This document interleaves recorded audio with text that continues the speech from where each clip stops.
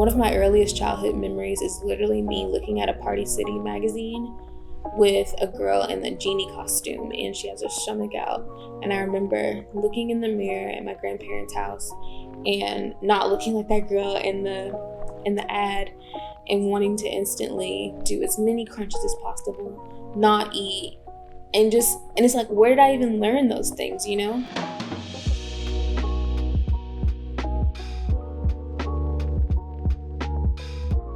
I think women's bodies have been so politicized, and diet culture has literally had women fighting themselves in the mirror versus fighting out in the world and doing actual meaningful things and doing meaningful and important work.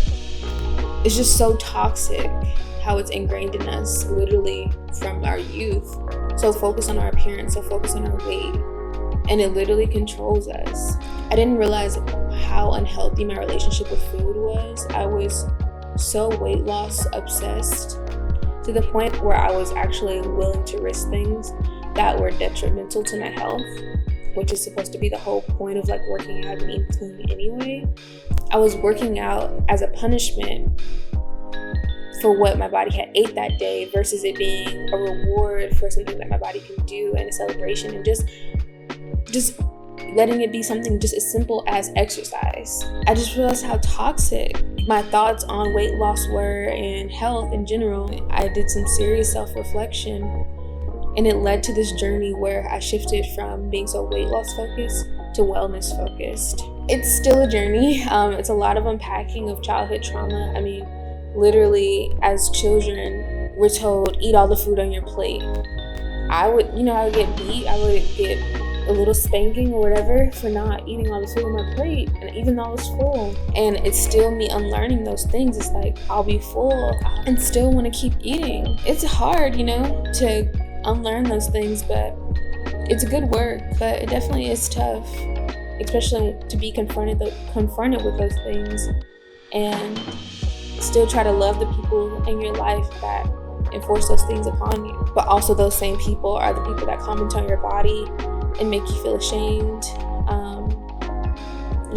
Family is a wild thing, a wild concept.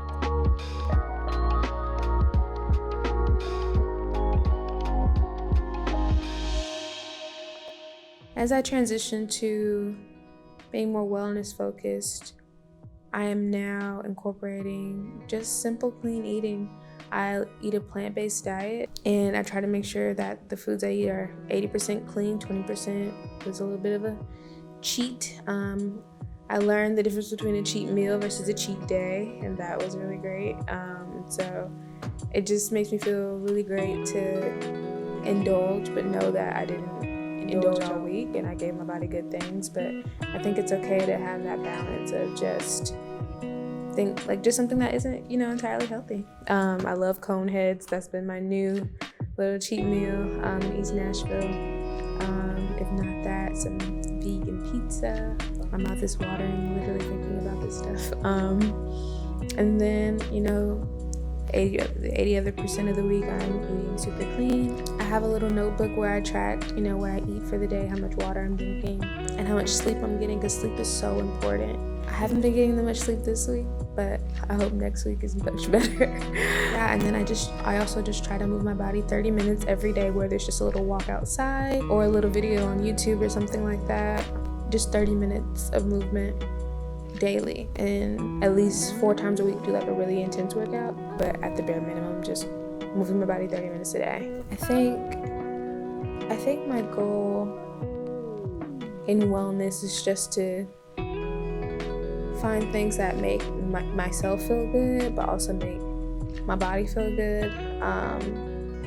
And I just want to end the cycle of constantly beating myself up. Because I don't view my friends that way. I don't talk about any other women that way. So I'm just done doing that to myself.